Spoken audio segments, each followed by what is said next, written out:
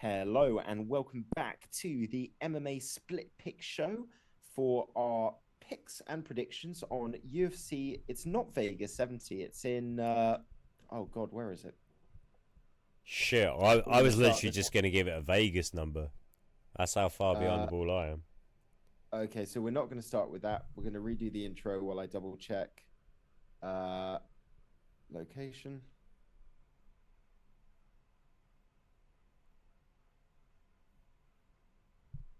Found what I'm talking about. I've got it right in front of me. Uh So it is the theatre at Virgin Hotels. That's a new one to me. I haven't come across this one before. Unless that's a hotel being renamed. We're breaking fresh ground. it's in oh so it is in Vegas, but it's at the theater at Virgin Hills and it's the first time it's being done there. Okay. Restart. Restart. So we're breaking Virgin ground at the Virgin Hotels for the Virgin UFC event. I will steal that line when we restart. There's got to be a joke in Okay. there. Three, two, one. Hello and welcome back to the MMA Split Pick Show ahead of UFC Vegas.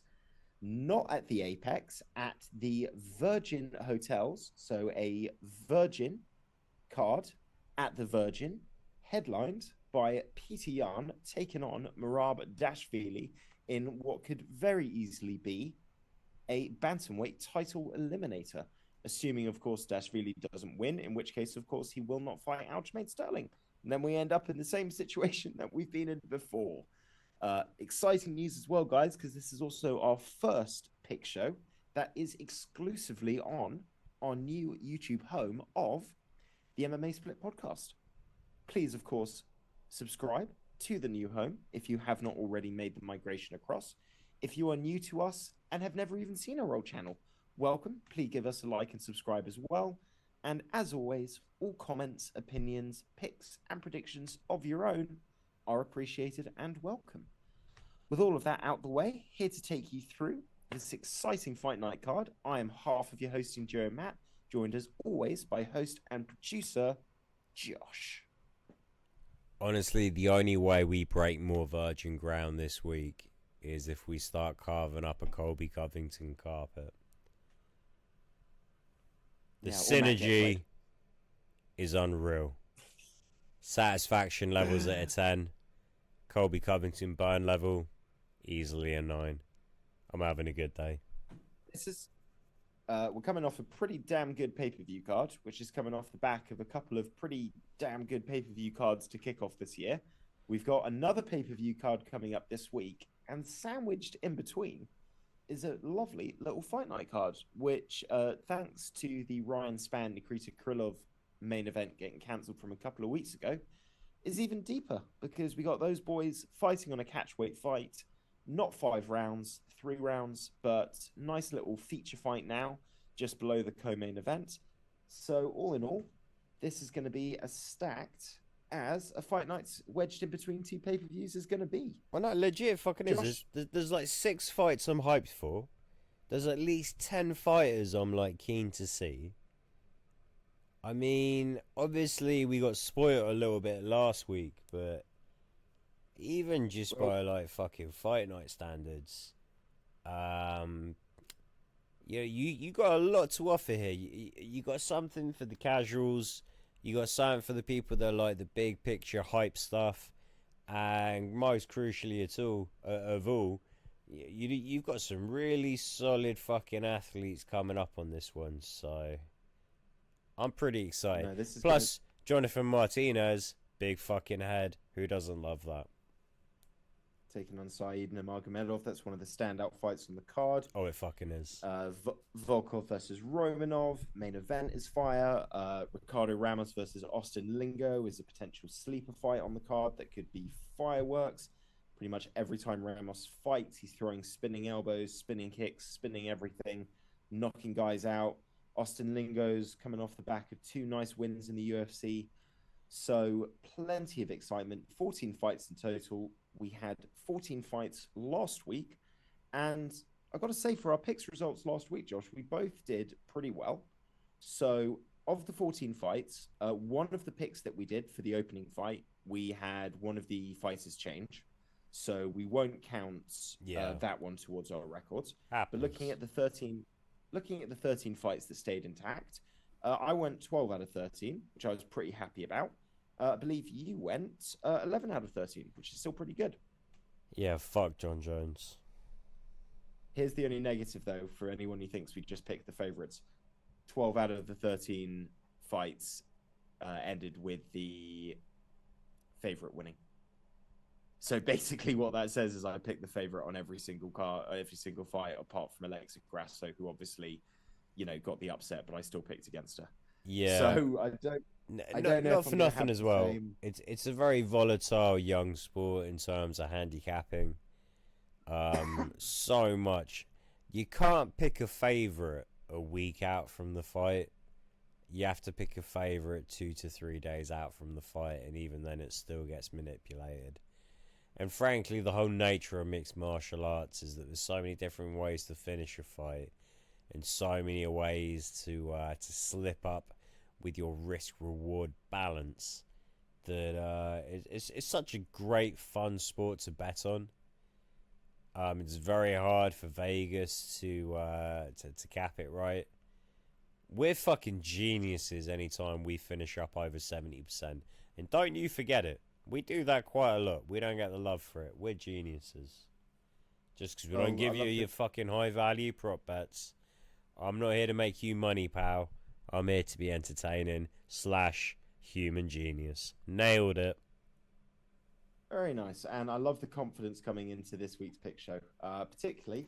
Yeah, I shouldn't chat this much shit before we make the picks. I should wait until after they come out. Because it's never bitten you in the ass. Like it's never bitten There was you that in the one arse fucking week where we finished, like, I got 2 right and you got 3 right, and it was like the worst week ever. And it was one week, though. But I don't know if that was one of the weeks where you really said, like, there was one where you didn't do that badly, but you did say, like, I'm dying on this hill, this fights are going in this direction, and it won't even be close. And I was kind of like, that's a kind of confidence I don't know if I There is the one where I said I'd eat my hat if Mud lost the fucking GM3, and then that happened. I don't bring it up a lot, though. I try to sweep that one under the rug.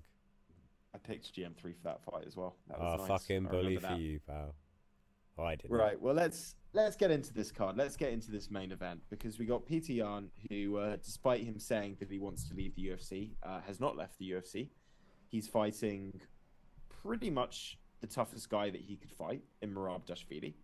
I don't think there's any argument that the winner of that fight should certainly be in the position of the #1 title contender. Yep. Although I know Sean O'Malley would certainly have something to say about that himself. Well, Sean O'Malley is boo-hooing about the money to the same extent as Yan. What Yan's doing is they're in different situations, right? One's losing their standing, one's primed to be pushed into the spotlight. O'Malley doesn't need to be taking fights to get paid. Yan does. Yan's saying what Yan needs to say to get paid. Yan's doing what Yan needs to do to get paid.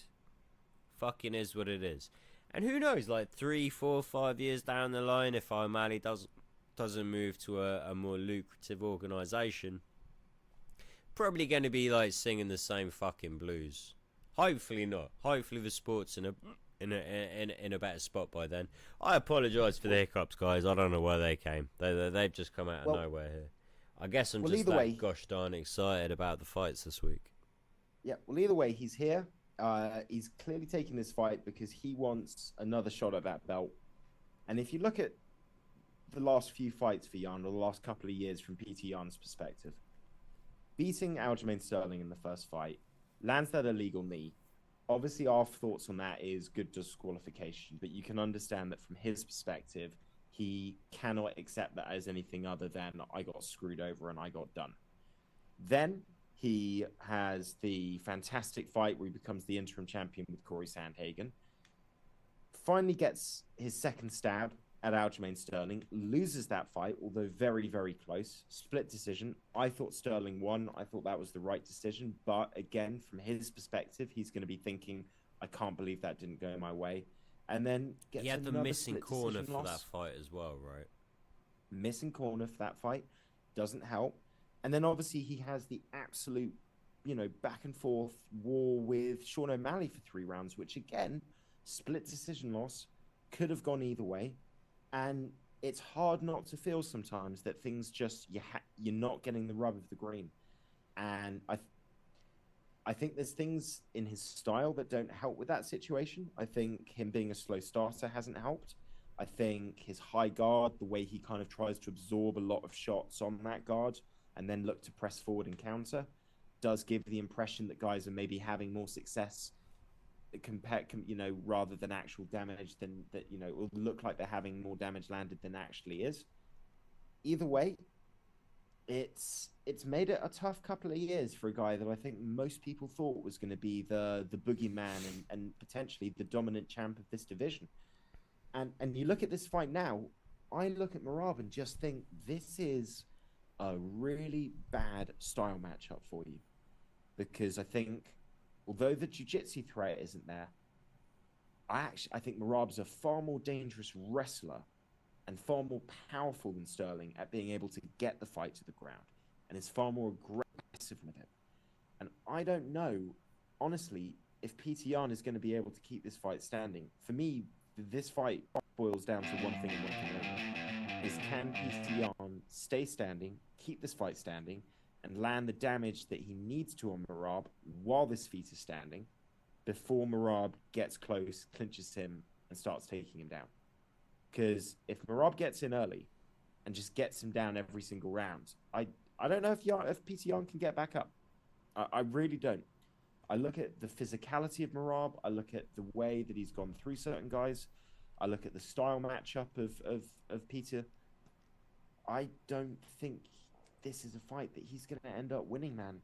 And it's crazy to think that somebody that could effectively have been a dominant champion if just a couple of these split decisions had flipped in his direction could be on the face of effectively a 3-fight losing streak at this point.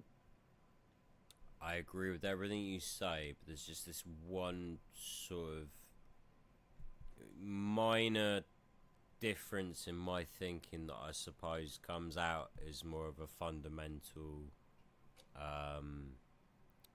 conclusion here. But Merab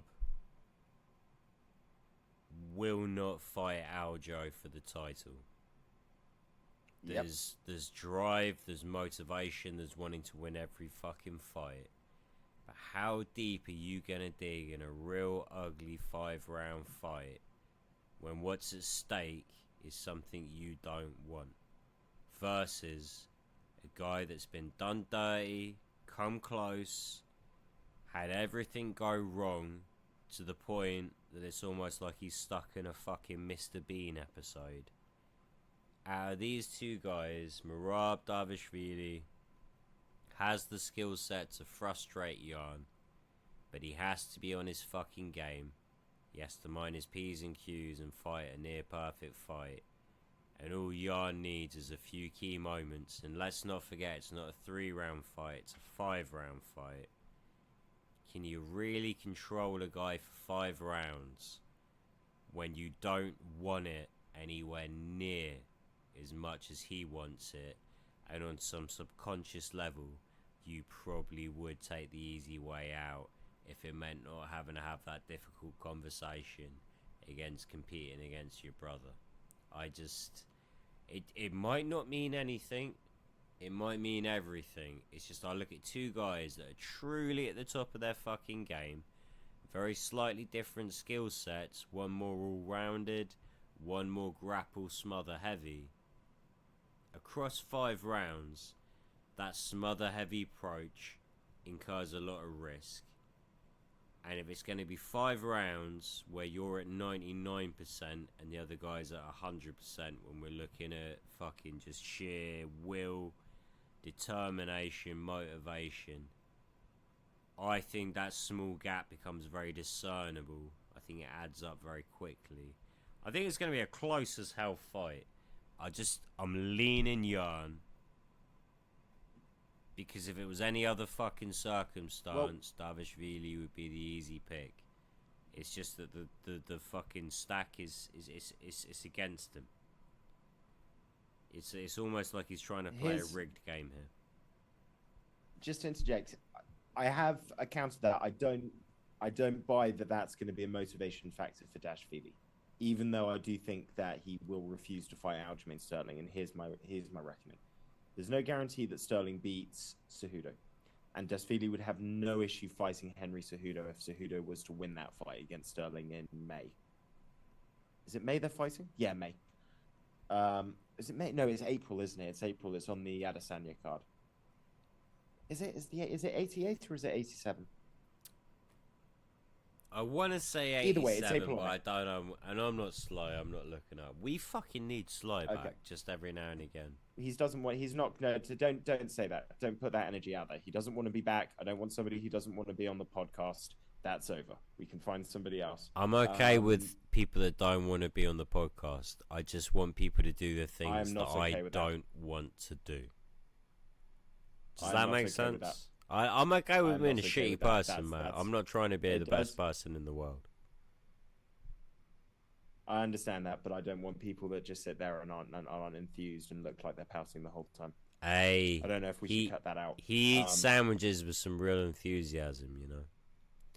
I hear what you're saying. I do hear what you're saying. Okay. We should probably cut that out of the podcast. But I'm leaving back onto the fight. Back onto the fight. I don't think it's going to matter that he doesn't want to fight Sterling, because one, Sterling can lose his next fight, and even if he wins it, I don't think Sterling fights any more than maximum one more title defense at bantamweight before he starts making his whole "I want to move up to 145" argument. I don't know how much the UFC care about saying that. I don't know how realistic that is. Huge mistake on his part, truth be told. But that is what he wants to do. And so I don't think if Dvalishvili wins this fight, he's thinking about a title shot against Sterling. I think he's thinking about getting a vacant title shot against a Sean O'Malley, a Cejudo, somebody of that nature. Yeah. So I don't see motivation being an issue there, although I certainly can understand that there is going to be a desire for revenge from Jan. And I think being able to know that Sterling's going to be in Dvalishvili's corner, that he's going to be right there in the cage, he's going to have a front view seat to what Peter Yan can do to Dvalishvili, is certainly going to be a motivating factor. In terms of the styles, obviously Jan's well-rounded, but you're talking about a dominant boxer, not going to throw the largest number of kicks. Well, he's also well-rounded on the idea that you're going to be biting on feints and things. Merab's not going to bite on feints. He's just going to dive for the level change. You can either waste your time feinting, or you can try and clock him with uppercuts, but you're not going to slow his takedown attempts. My question was going to be this. Jan is best known for employing his high guard. That is not the way to approach a fight against Peter Yan. Do you think he sticks with that? Do you think he still tries goes for the high guard? Or do we think we're going to see a completely... If he sprawls deep out, then having the hands up that high isn't going to be detrimental. All you got to do is stuff on the single legs and pummel for the underhooks where needs be. It's not the perfect school of thought, but if you look at it as almost like a compound defense style exercise, I don't think it's the worst way to do it. But he is light on his feet and he reads things well. So if he's happy to sprawl from far out, it's just... I don't think that's the sort of approach that's going to slow down or deter Merab. I don't think Merab's going to go, yeah, look at this motherfucking sprawling. Maybe I should stop shooting double legs. Merab's going to go, look at this stupid motherfucker sprawling. He's going to get tired. I can do this forever and a day. And it's a 5-round fight mush. I think it might favour me. But if Jan can continue to tag him, if he steps forward in the moments when Merab assumes he's going to be backing up and trying to maintain distance, if he can step into the situations he needs, pivot off of any bad takedown attempt, any sloppy single leg, and continue to tag him with straight shots and the occasional check hook, I don't think Merab Dvalishvili's gonna have just an A to B, dominate every round. I'm just gonna edge every round through dominant grappling and ground and pound. I think he's gonna drop 3 of the first 4 rounds, and he's gonna put himself in a hole where he needs to finish him. At which point, it's going to continue to play into Jan's hands. That being said, I'm splitting fucking hairs. I'm looking at it stylistically and looking at small fucking margins. And honestly, the way these two guys are, it's not even who has a good day versus who has an average day. One of them needs to shit the bed. Otherwise, it's going to be a close fucking fight. One of them can be okay, the other can be lights out. We're still going to get a close fucking fight. These guys are just too strong and too effective at what they do. But I just feel Jan being lighter on his feet. It's going to be a great fight. Oh, for fucking sure. I hate jinxing these things. Hate jinxing. I just remember that in Ngannou Derek Lewis fighting when we broke it down and how I felt like the biggest fucking prick in the world. But this is one of the premier divisions, you know, bantamweight, lightweight, featherweight on its best days, when you get to see 2 top contenders fighting for a number 1 title eliminator spot. Consensus one of the best in the weight class / easily the biggest sleeper pick in the weight class. And, of course, a former champion and former interim champion, which always has to be respected. Josh, what is your official pick? I was really hoping we were going to find a way to avoid doing that. I don't know why. That was naive on my part. It is the nature of the show, Josh, funny enough. Well, I thought maybe we blitz past that anyway, Matthew. What do you want from me? I'm going to go with Jan, but I'm not picking first every fucking pick this week. We're going to alternate because I don't want to make most of these picks. And every pick in my little list, I've got an asterisk, unless Matt picks the same, in which case pick the other. So are you going Jan as well? No, I'm going Merab Dvalishvili. And well, then this one works out well. This one works out well.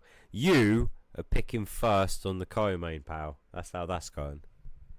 Yeah, well, I've already picked. I've already sent you my picks. I haven't read them.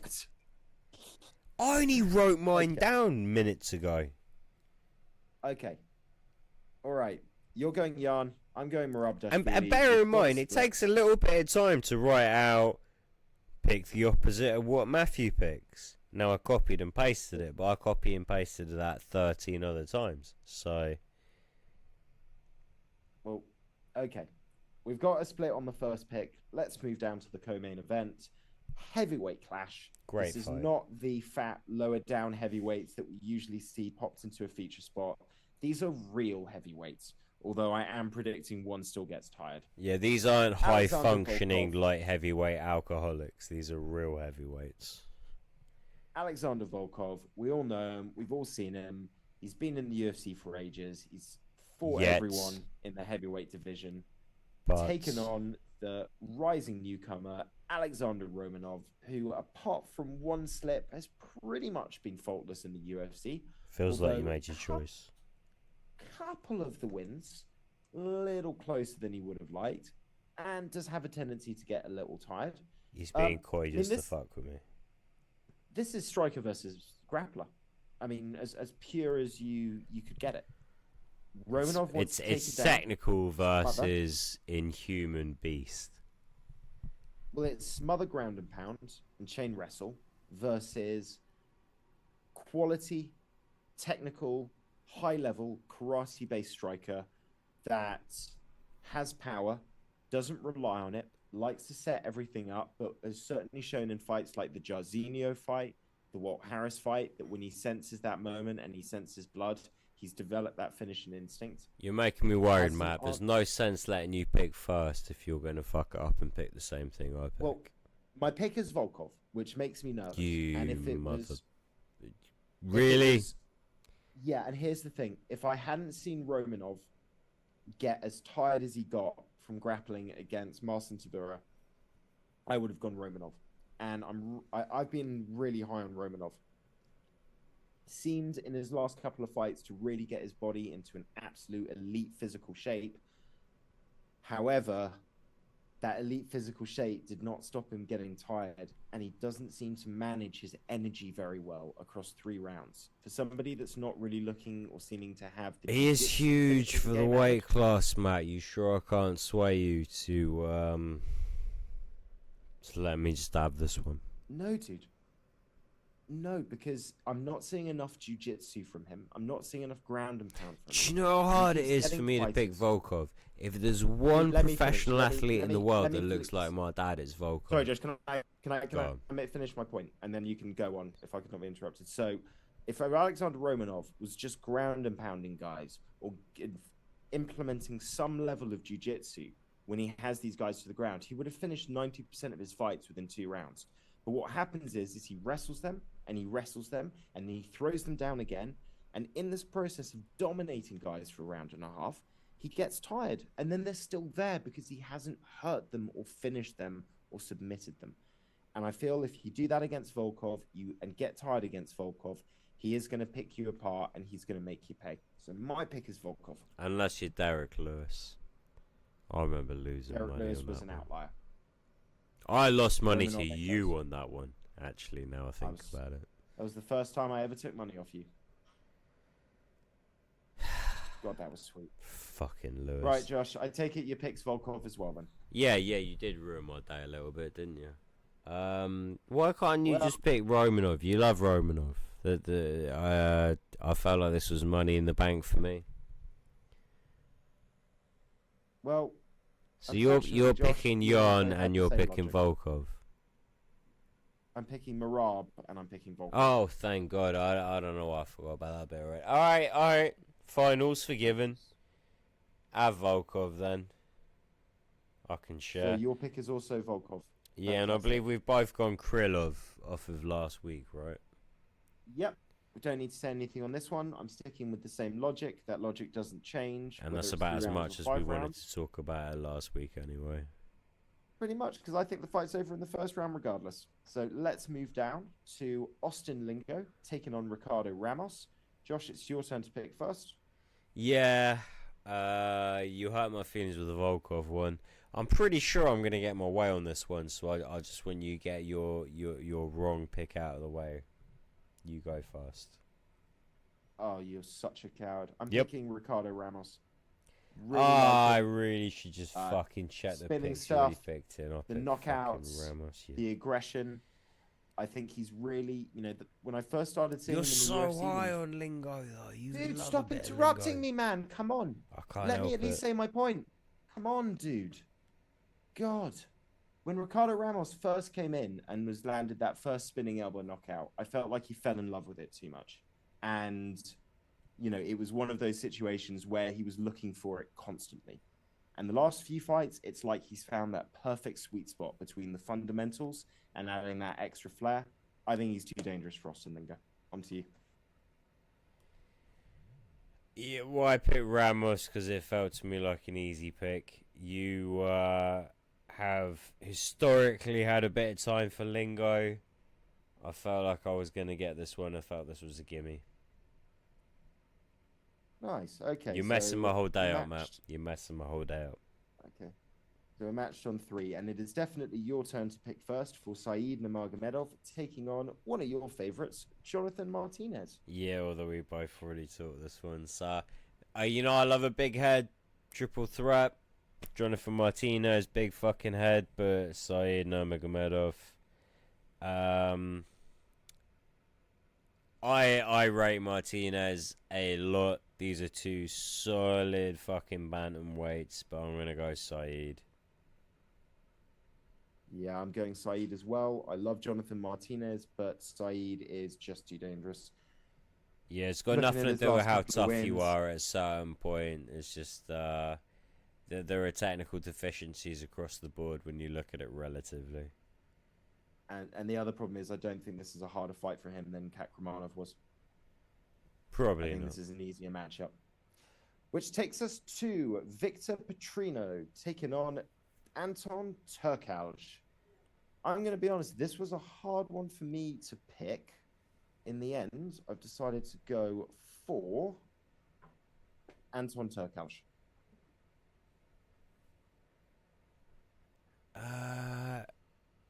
Shit, my orders are all off. Who have I got off the Nurmagomedov? I've got Petrino. I'll go Petrino. You're going Petrino. Okay, so we've got some split on that one. I'll be honest, I don't know either guys particularly well. I've seen Anton fight before. He didn't win his last fight, but he was fighting Gelton Almeida, so I can't really hold that against the guy. All right, and because I'm at a loss now with the orders. Have you got Oh, you Carl can tell me. Williams against Lucas Brzezinski? I have indeed. And would you like me to pick first on this one? I don't think this one's gonna matter too much. Whatever you fancy. I'm going Lucas. I'm going Lucas Brzezinski. Going the same, very much going on hype, records, betting lines. It's not to you guys. I feel I can make an honest to God job of breaking down right now. Listen, I know it says that he lost to Martin Bidet. He did not lose to Martin Bidet. He was screwed against Martin Bidet. That is not a fair representation of the man's record. Now, best you can say there is it's a clean arsehole. Pretty That was toilet humour, guys. Toilet humour. way. Right, that takes us to the bantamweight division, and legend Rafael Assunção is taking on England's own Davy Grant. Josh, you can go first. I can go first, but I don't think you have any surprises. There's a reason neither of us want to go first. I can see your picks. You picked Davy Grant. I have picked Davy Grant. I feel like a big Assunção's piece got the of experience. shit, man. I'm picking Assunção. I don't feel good about it. It's just, I just feel like Assunção's going to be a lot more dangerous once it hits the map. It's that kind of weight class. You know, Davey is a lights out fire, but he's a stand up dude, and it's just not gonna edge it in his way.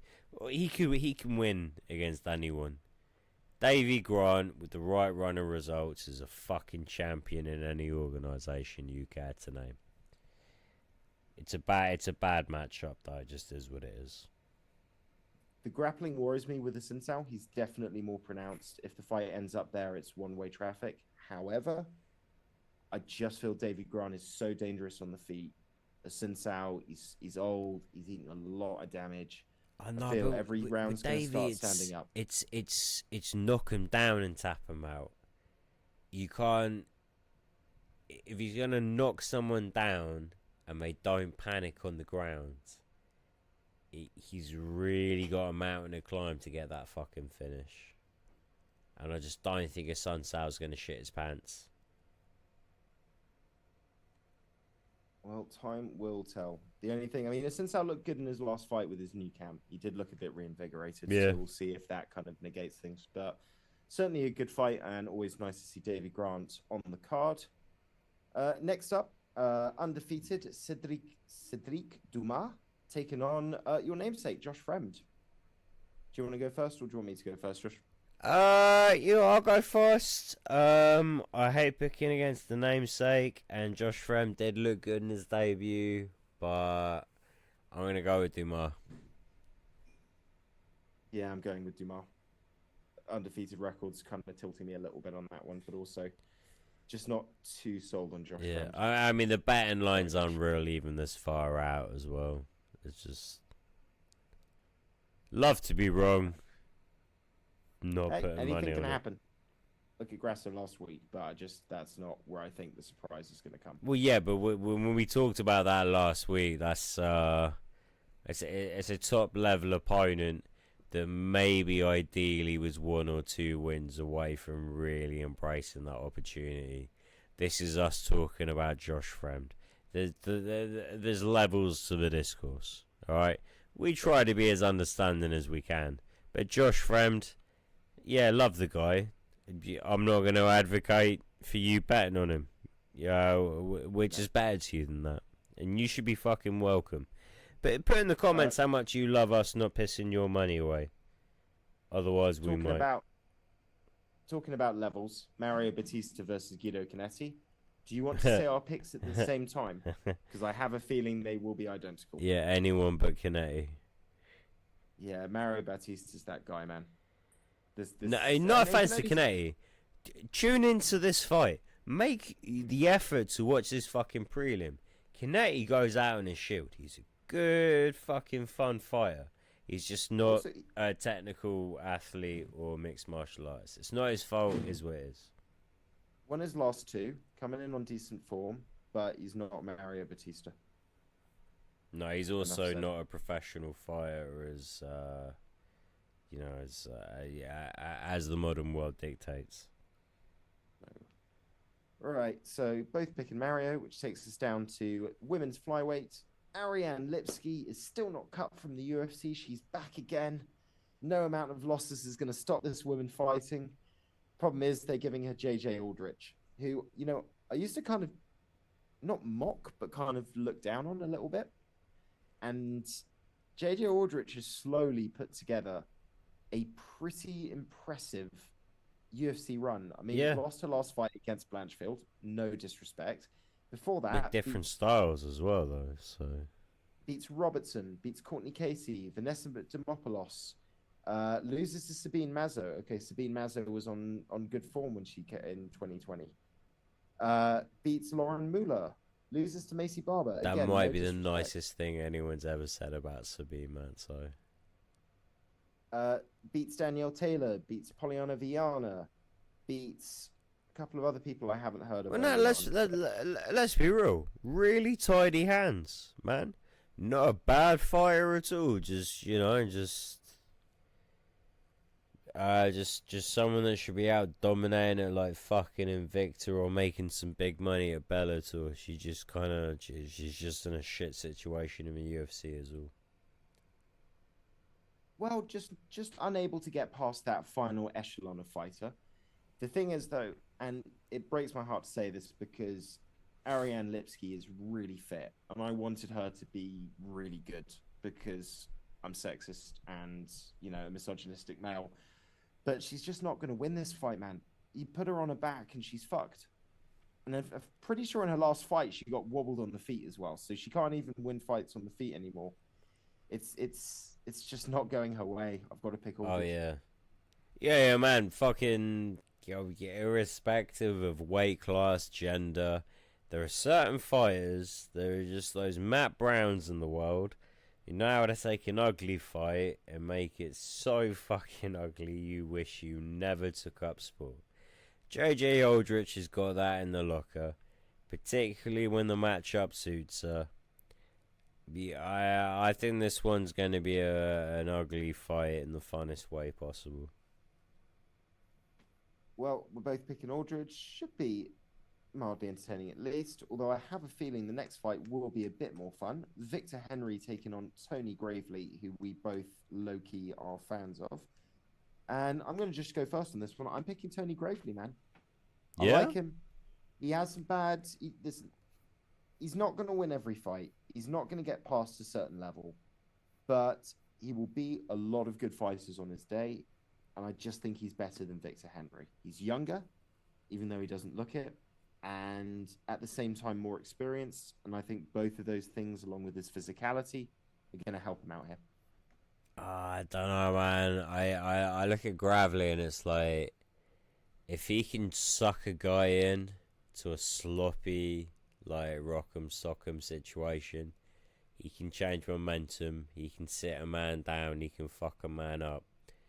But Victor Henry's got like that real, I've been working for Josh Barnett for a while, I'm really learning the fucking game, everyone around me is on a cerebral level, It's not just about the power on my hands.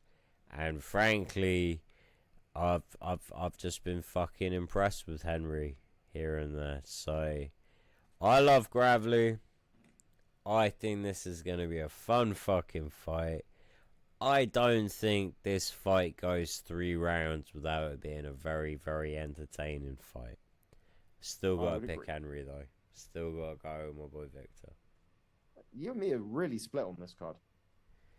Yeah, and when that There's at happens, least we 4 or 5 usually different. finishes up more or less the exact fucking same.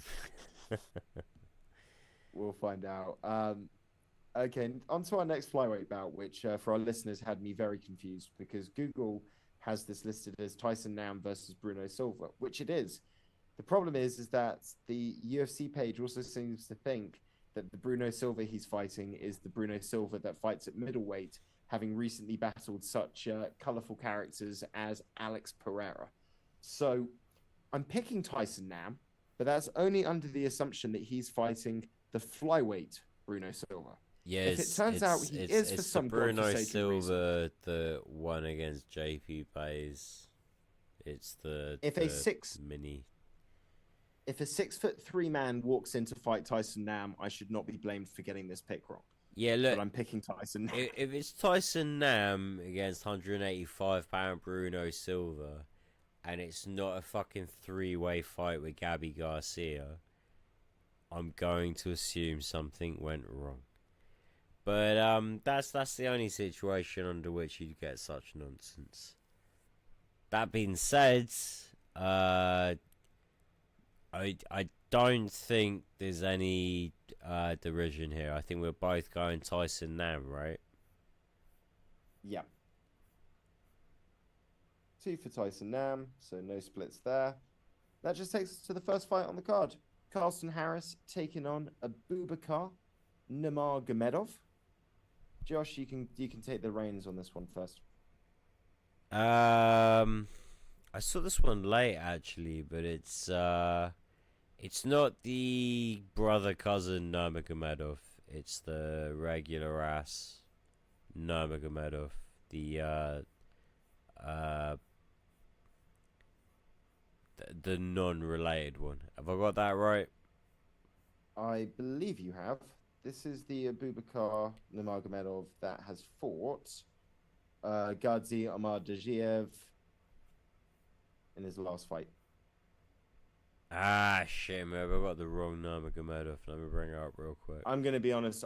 There are so many of them now across different promotions, dude. I don't know who's related to who. To be honest, there's one in the UFC who is not related to the others. The rest of them are all loosely related. So you've got Umar and was it Saeed and Bellator are brothers who are cousins with Habib. Not that any of it really fucking matters. Because frankly, people talk about genetics, all the different fucking things that go into making an athlete, but be all end all, at the end of the day, it doesn't matter how talented you are and your fucking potential. You need to take the mental reps, you need to learn the techniques, you need to put the fucking hours in day after day after day. Take nothing away from anybody. If you think the difference between you and an Olympic world record holder is just pure fucking genetic potential, you're an absolute mug. Put that level of work into anything in your life and talk to me about it. Anyway, Matt, I actually have this one down. I knew I was getting confused. I've got Carlton Harris against Jared Gooden.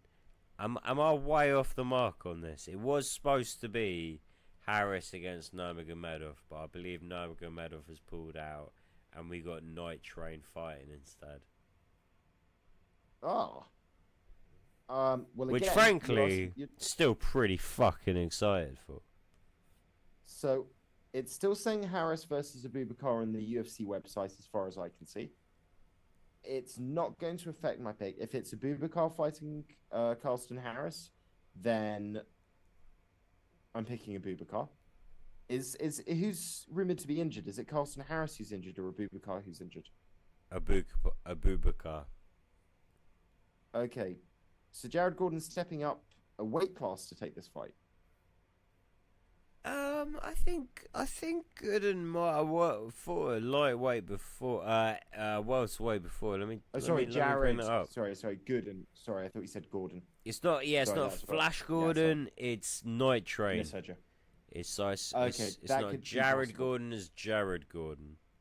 But yeah. The other reason that it's very easy to get these two dudes mixed up is that, frankly, they're both a shit ton of fun to watch. Well, either way, let's just simplify my pick. I'm picking whoever is fighting Carlton Harris. I'm not picking Carlton Harris. Whoever ends up fighting that man, I'm picking against.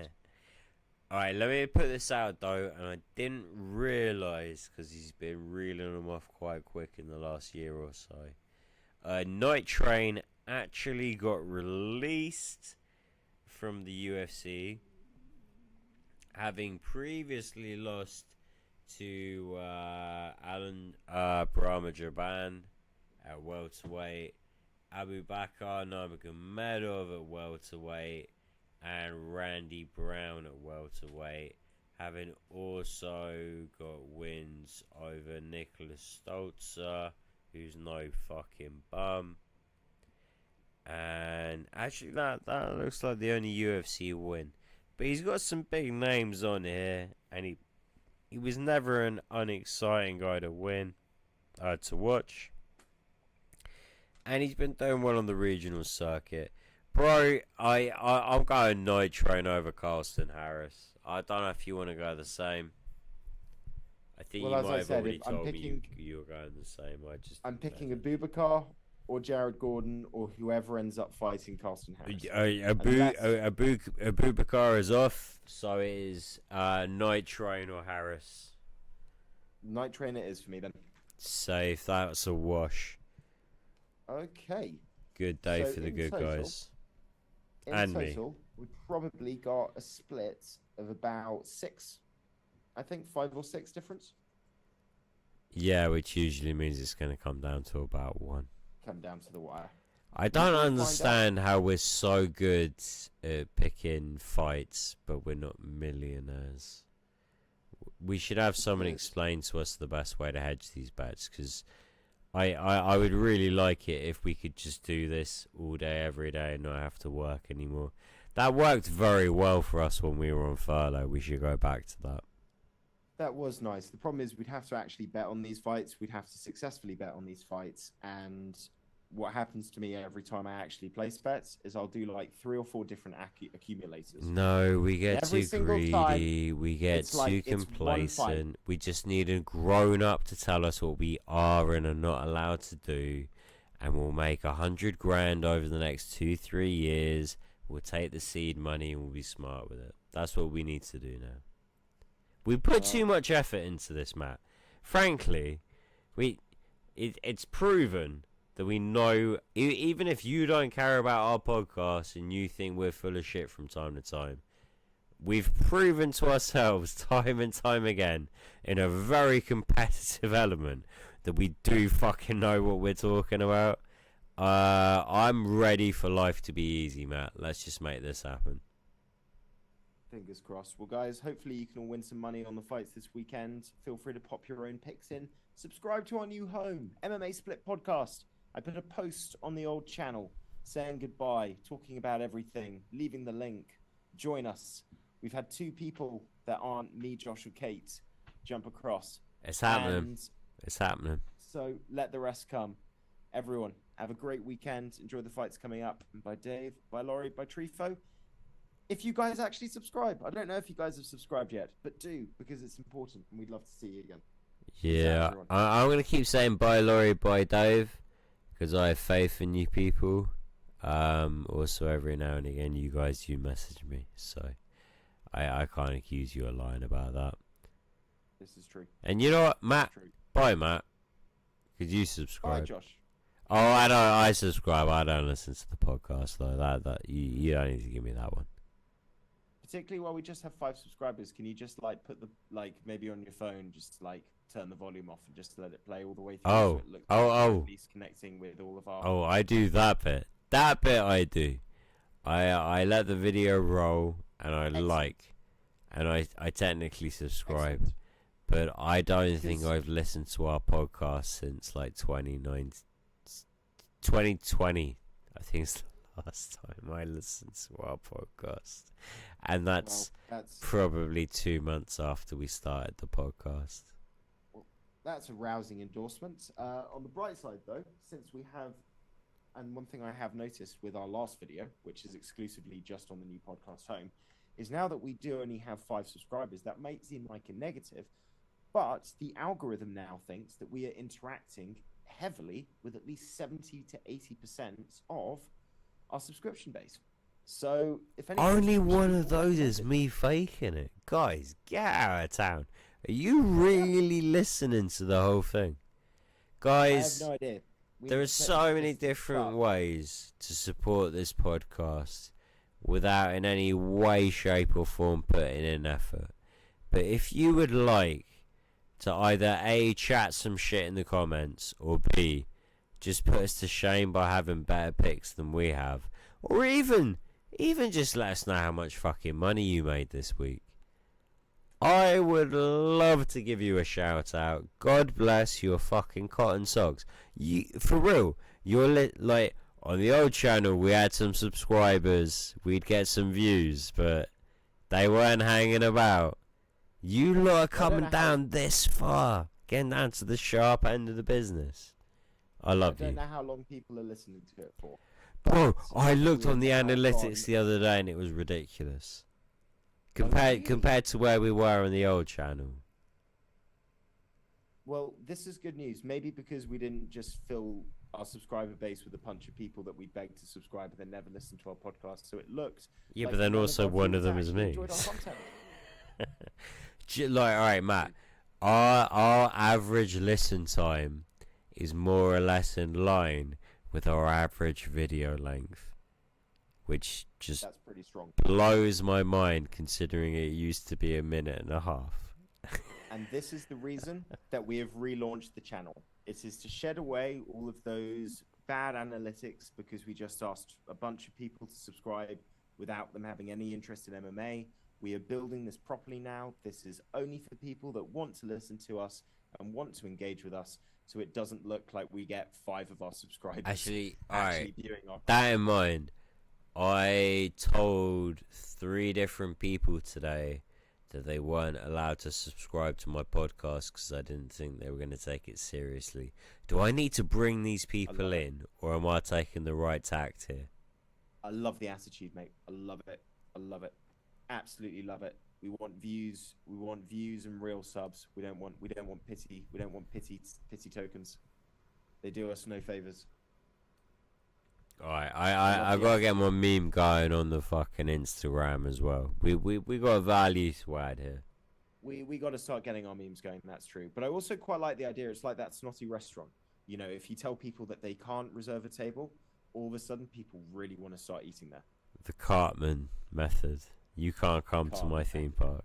You can't come to my theme park. And on that note, I think we should bid you adieu. Oh, fuck yeah. Your boy needs his rest. Alright. This is not coming out Wednesday, guys, and I apologise for that. It's been a sloppy day. It's coming out Thursday. You're welcome.